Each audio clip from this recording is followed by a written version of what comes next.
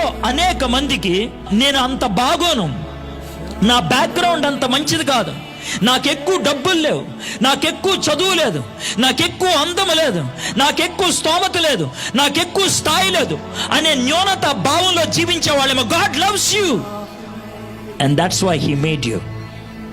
అందుకే నిన్ను ప్రేమించాడు. నీ జీవానికి వాల్యూ ఉన్నది. ఎందుకో తెలుసా?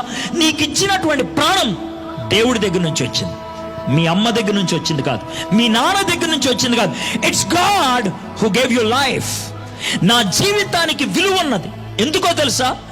నేను అందగాడిని కాకపోవచ్చు, కోటీశ్వరుని కాకపోవచ్చు, చదువున్న వాడిని కాకపోవచ్చు, బాగా పాటలు పాడేవాడిని కాకపోవచ్చు, నా స్వరము మధురమైంది కాకపోవచ్చు, బట్ ఐ హావ్ వాల్యూ.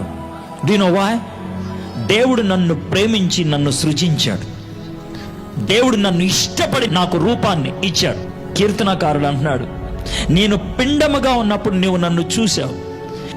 నా భౌతిక జీవితం, నాకున్నటువంటి రూపం నా దేవుడిచ్చింది. దేవుడు లోకాన్ని ఎంతో ప్రేమించాడు. ఎంతో అన్న మాట ఒకసారి ఒక కవికి స్ఫూర్తి కలిగింది, దేవుని ప్రేమ గురించి రాయాలని. ఆ కవి పేరు ఐజక్ బెన్ నెహోరిక్. 1624లో ఆయన ఒక పుస్తకం రాశాడు, గాడ్స్ లవ్ అనేటువంటి పుస్తకాన్ని. 2 అధ్యాయాలు రాశాడు. తర్వాత అన్నాడు, నేనేమన్నా పిచ్చోన్నా దేవుని ప్రేమ గురించి రాయటం?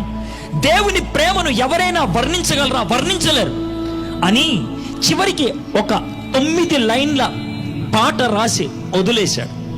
ఆ పాట ఇలా ఉంటుంది: సముద్రంలో ఉన్న నీళ్ళన్నీ సిరాగా మారితే, ఆకాశమే ఒక కాగితంగా మారితే, భూమి మీద ఉన్న ప్రతి చెట్టు కొమ్మ ఒక కలమైతే, జీవిస్తున్న ప్రతి మనిషి ఒక కవి అయితే, దేవుని ప్రేమ గురించి రాస్తూ ఉండేవాడైతే, కొంతకాలానికి సముద్రం ఎండిపోద్ది, కాగితం నిండిపోద్ది, కొమ్మలు అరిగిపోతాయి, మానవుడు కృషించిపోతాడు.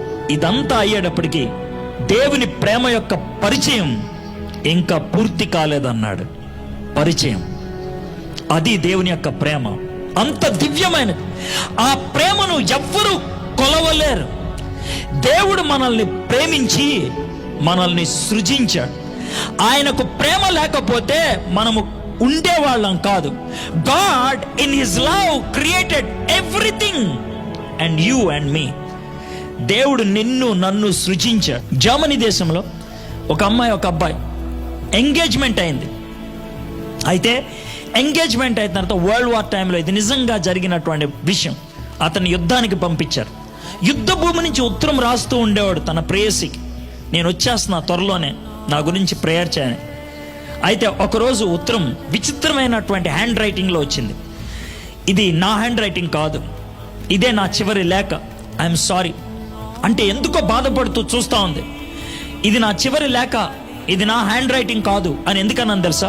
యుద్ధ భూమిలో ఫ్రంట్ ఉన్నాను, నా ముందు బాంబు పేలింది, నా ముఖం కాలిపోయింది, నా చేతులు కాలిపోయినాయి, నేను చూడటానికి దరిద్రంగా ఉన్నాను. ఇక నువ్వు నన్ను ప్రేమించలేవు, నా మీద నువ్వు ఆధారపడలేవు, నేనే ఇంకొకళ్ళ మీద ఆధారపడుతున్నాను. Forget me, this is my last letter, I love you forever, boy అని పెట్టేశాడు. కానీ ఈ అమ్మాయి మాత్రం ప్రతిరోజు యుద్ధ భూమి నుంచి వచ్చే ట్రైన్ను చూస్తూ ఉంది, తన ప్రియుడు వస్తాడేమని.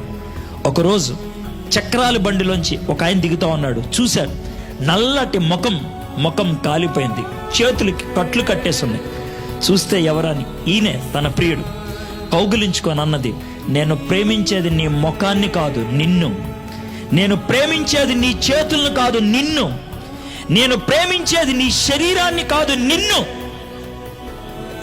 షరతులు కోరనటువంటి ప్రేమ అది, అవధులు లేనటువంటి ప్రేమ.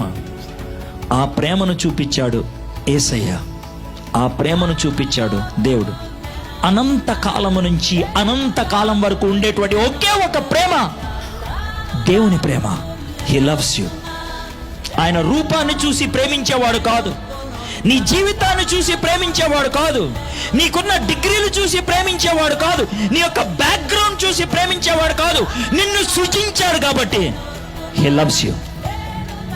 ఆయన నిన్ను ప్రేమిస్తున్నాడు.